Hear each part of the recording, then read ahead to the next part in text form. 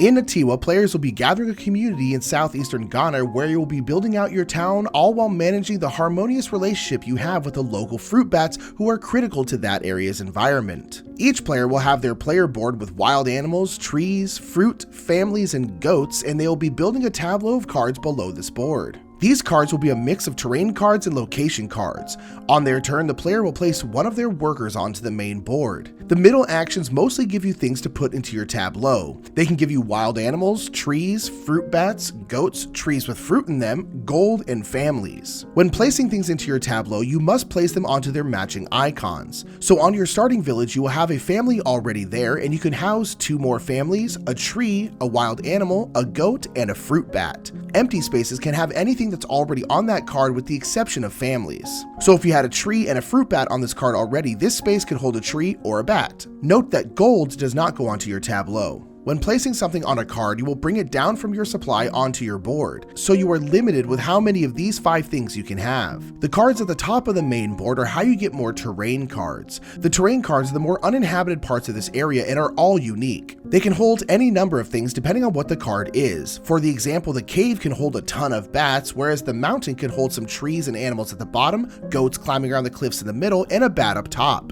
The cards at the bottom of the main board are locations. These are how you get more spaces for your families as you're trying to grow your community. These always cost gold and trees as you have to clear out the land to make space. When paying for things, they will go back to your supply board in the rightmost spaces. The worker placement spaces on the right of the main board allow you to gain gold and train your families. Trained families can house a fruit bat. After every worker you place, you may do an optional fruit bat action. You will take 3 bats from your tableau and place them onto your night card. You will then return a fruit to your supply and then plant a tree. This represents your bats going off at night to forage, they eat the fruit, poop out the seeds, and then trees grow. Once all players have taken their actions, players will gain income. Each trained family gains 1 gold, and each untrained family has to pull a pollution tile which may or may not have gold on it. This represents the untrained families engaging in illegal mining, which tends to use chemicals which are incredibly harmful to the environment. Then players gain income from their supply boards. This will happen top to bottom. Uncovered wild animals will plant a tree,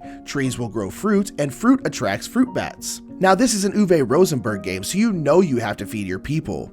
You will take the number in the family row and subtract the number in the goat row, and that is how much you have to feed. You do this by turning in goats, wild animals, fruit, and gold. And again, in classic fashion, there is a breeding phase. Different animals and families will reproduce depending on the round. At the end of 7 rounds, the game will end. Players will gain points for gold, points on their cards, the numbers uncovered on their supply board, 1 extra point for trained families, and 1 point for every fruit bat after 10. And the player with the most points will win.